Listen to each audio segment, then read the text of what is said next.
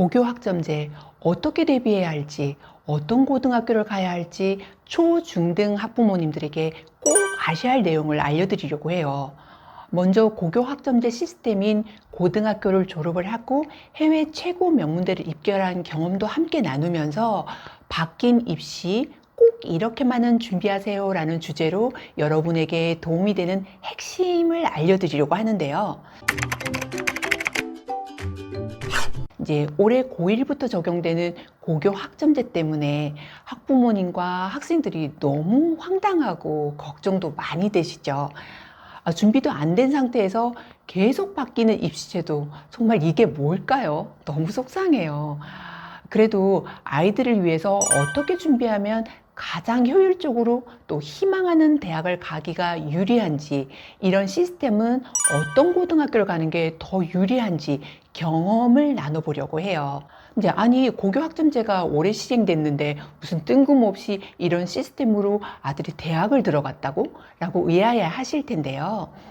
올해부터 시행되는 한국 고교 학점제가 미국과 미국식 국제학교를 벤치마킹한, 그렇지만 이제 100%라기보다는 3분의 2 정도? 그러면서도 제대로 준비가 안 돼서 학교 교사도 학생들도 시행 2개월 만에 난리가 난 그런 제도이기도 하죠.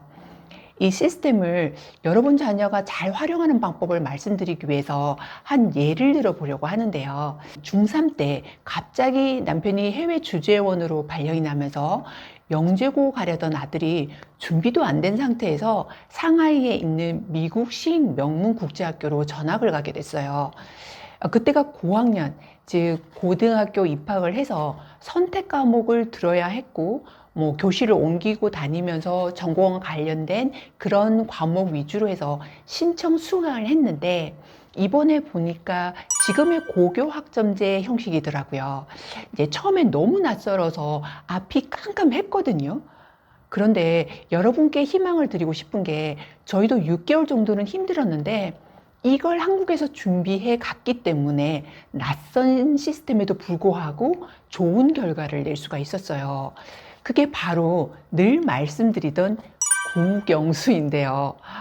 비록 국제학교에 오리라고 생각도 못하고 전혀 준비도 안 된 상태였지만 주요 과목이 어느 정도 되어 있어서 이런 고교 학점제 시스템을 활용을 해서 대학 입시에도 유리한 선택 과목을 수강할 수도 있었고 살아남을 수 있겠다라는 그런 확신도 들기 시작을 하더라고요.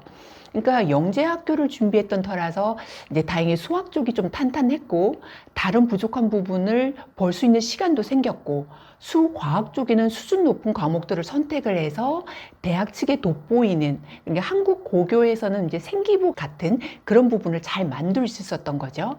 단지 해외와는 달리 국내에서는 고교 학점제가 처음 실행이 되고 또 교사와 학생들도 아직 준비가 안 되어 있는 상태라서 또 외국처럼 그 학점을 정확히 검증할 시스템도 갖춰져 있지 않아서 혼선이 빚어지는 것 같아요. 이제 예를 들면 선택 과목을 학교에서 이수를 하고 그러면서 AP나 SAT2 같은 전 세계에서 공인 인증 시험도 해서 매해 치러서 또 학교 점수뿐만 아니라 이것까지 함께 대학에 제출을 하기 때문에 점수에 대한 혼선이 없어요. 그런데 이번에 도입되는 고교 학점제에는 이런 검증 없이 학교의 제각각 점수를 채점해야 된다는 게 굉장히 교사들에게도 걱정이 되고 학생들에게도 많은 무리가 있는 거죠. 그런데 이럴 때일수록 초, 중등 학부모님께서는 정신을 바짝 차리시고 아이에게 준비시켜줘야 할 게 있는데요. 그게 바로 좀 전에 말씀드렸던 국영수예요. 그러니까 아무리 제도가 바뀌어도요, 주요 과목이 잘 된 아이들이 그 제도에 맞춰서 움직이게 되거든요. 그러니까 준비가 안 된 상태라 하더라도 무리하게 학점제를 밀어붙이는 이 정부도 너무 황당하고 속상하시겠지만, 그럼에도 불구하고 주요 과목을 중학교 때까지 잘 준비를 해 두시면 결국 잘 될 수밖에 없다는 거, 그러니까 너무너무 걱정하실 필요는 없어요. 또 어떻게 입시가 바뀔지도 모르고 그래서 심란하시겠지만 어떤 상황에서도요, 자녀가 절대 피해가 가지 않도록 희망하는 대학을 가기 위해서는 초, 중등 때 변화되는 입시를 이제 설명회도 다녀보시고 알아보시고 하는 것도 좋은데 더 중요한 건 탄탄하게 공부하는 게 제1 목표가 되어야 한다는 거죠. 그렇다면 이 시점에서 어느 고등학교를 가는 게 유리할까요? 이 부분도 정말 중요해졌는데요. 네, 특목고를 가서 1, 2등급의 내신을 받을 수 있겠다라고 생각을 한다면 심도 있고 다양한 교과 선택과 또 비교과 활동을 할 수 있는 특목고가 유리해요. 네, 선택 과목을 아이가 희망하는 전공에 맞춰서 선택할 수 있는 과목들이 많이 개설이 되어 있고 또 비교과 활동도 잘 갖춰진 학교이기 때문에 대부분 특목고와 자사고 쪽으로 많이 쏠리고 있어요. 그런데 비록 해외였지만 비슷한 이제 고교 학점제를 겪어본 저로서도 이런 시스템이 잘 갖춰진 곳이 아이에게 유리한 점이 많더라고요. 이제 모르는 거를 입시 담당 선생님께 여쭤볼 수도 있고 더 디테일하게 이제 찾아볼 수도 있고 학교에 다 세팅이 되어 있는 부분에서 정말 도움이 많이 됐는데요. 문제는 내신을 잘 받기가 어렵다는 게 선뜻 선택하기가 어려운 점이죠.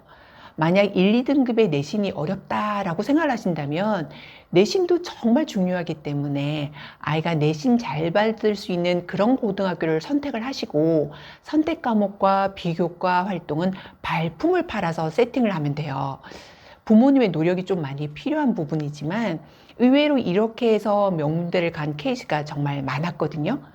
명문고를 기껏 가서는 내신이 나빠서 희망하는 대학에 입교를 못하는 것보다는 내신 잘 챙기고 선택 과목을 전공과 관련되어 있는 그런 외부 학교에서 듣고 또 비교과도 적합하게 해서 생각보다 좋은 대학을 가는 그런 아이들도 많이 있어요. 그러니 중학교 때 미리 희망하는 대학의 홈페이지에서 필수 선택 과목이 뭔지도 보시고 준비하는 것도 도움이 될 거고요.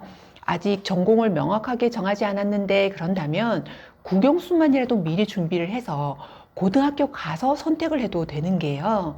고2 때부터 선택 과목을 하잖아요.